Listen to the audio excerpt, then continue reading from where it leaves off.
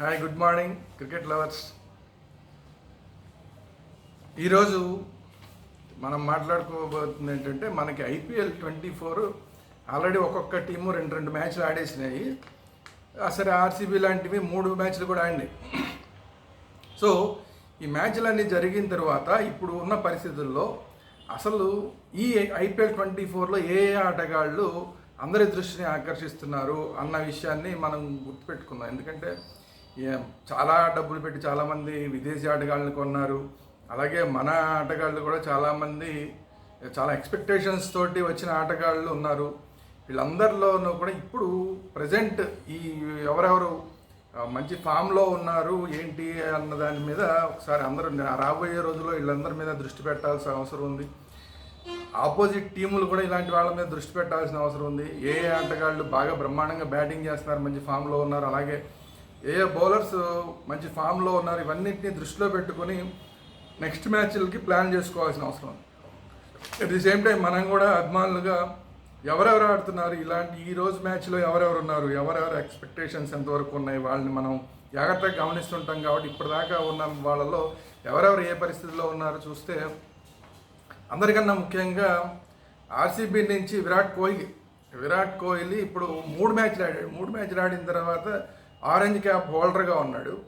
Orange cap హోల్డర్గా ఉండి ఇప్పుడు అందరి దృష్టిని బాగా ఆకర్షిస్తున్న ఆటగాళ్ళలో టాప్ రేంజ్లో ఉన్నది విరాట్ కోహ్లీకి. అయితే విరాట్ కోహ్లీ 103 మ్యాచ్ల్లో కలిపి 181 రన్స్ చేశాడు. అయితే స్ట్రైక్ రేట్ 141 ఉంది. 141 అంటే స్ట్రైక్ రేట్ విషయంలో ఇంకా చాలామంది కోహ్లీ కన్నా ఎక్కువ ఉన్న వాళ్ళు ఉన్నారు.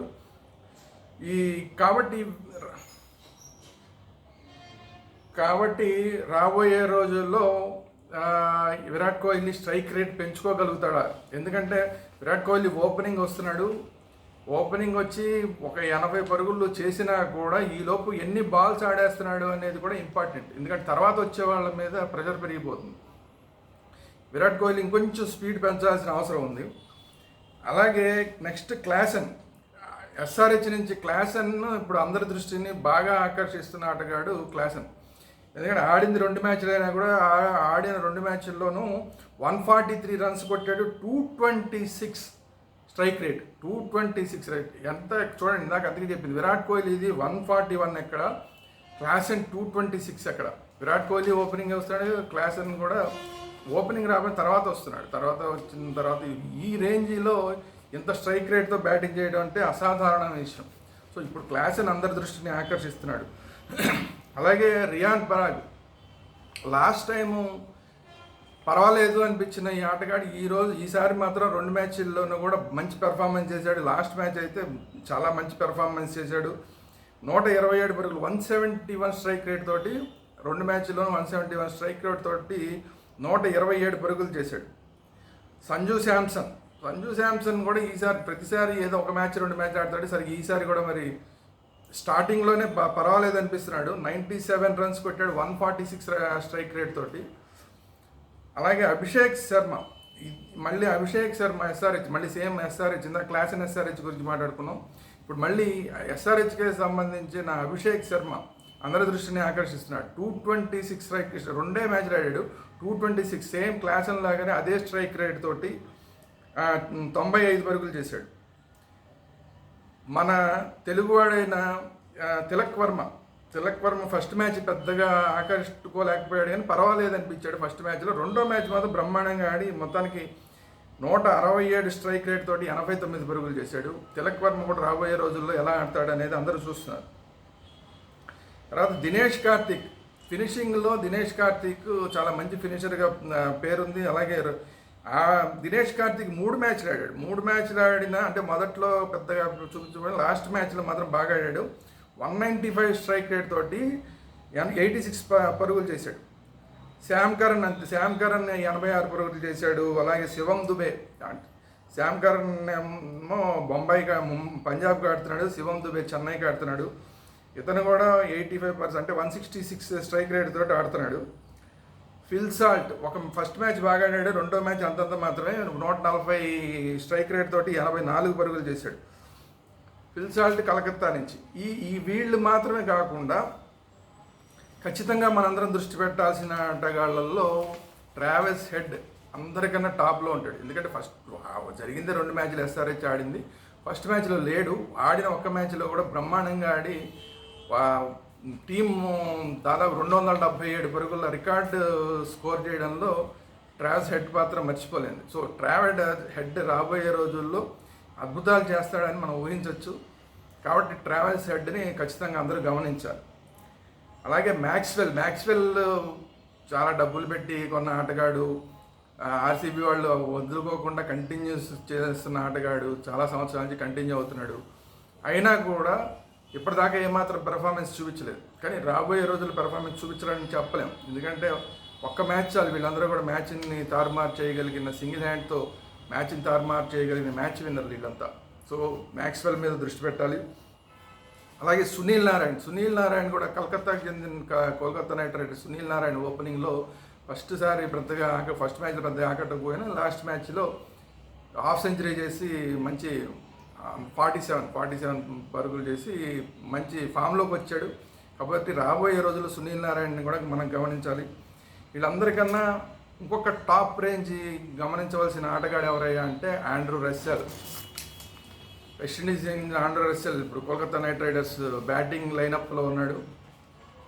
తనదైన రోజున మ్యాచ్ని వన్ సైడెడ్గా తీసుకెళ్ళిపోతాడు. ఎంత ఉన్నా కొట్టగలిగిన కెపాసిటీ ఉంది, సిక్సర్ల మోత మోగించగలిగిన కెపాసిటీ ఆల్రెడీ ఒక మ్యాచ్లో చూపించాడు. తను ఏ స్థాయిలో ఆడగలడు అనేది.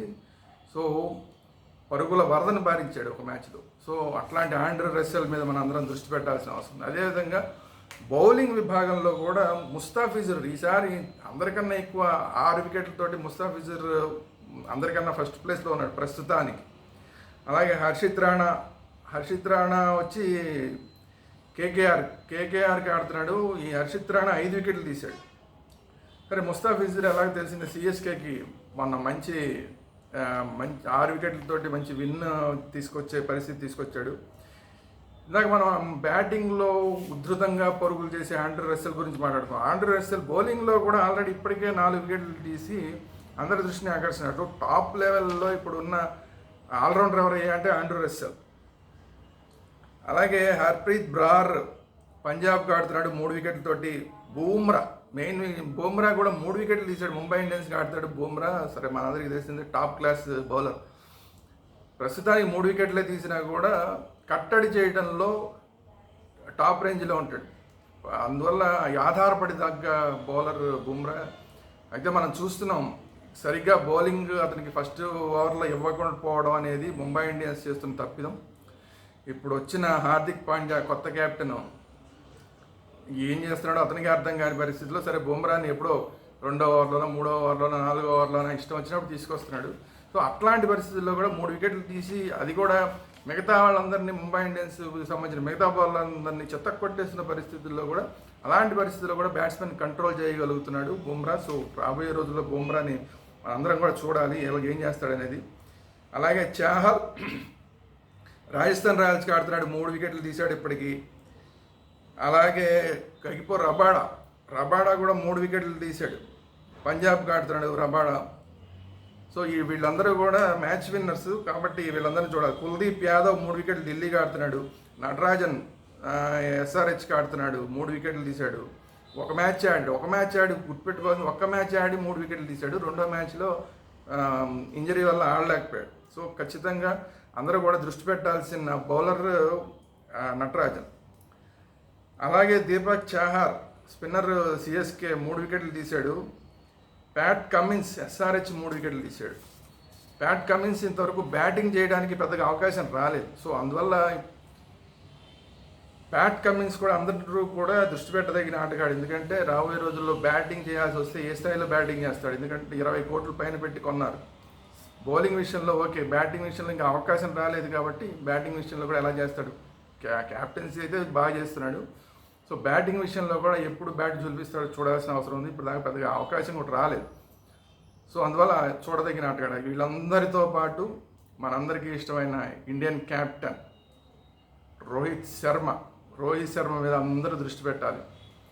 ఎందుకంటే ఇలా ఒక మ్యాచ్ పెద్దగా ఆడలేకపోయినా ఇంకో మ్యాచ్లో బాగా ఆడాడు, మంచి ఓపెనింగ్ ఇచ్చాడు. రాబోయే రోజుల్లో కూడా రోహిత్ శర్మ మీద కూడా అందరం దృష్టి పెట్టాలి. ఎందుకంటే ఏ మ్యాచ్లో అయినా సరే మ్యాచ్ని తీరుని మార్చేయగలిగిన రోహిత్ శర్మ హిట్ మ్యాన్.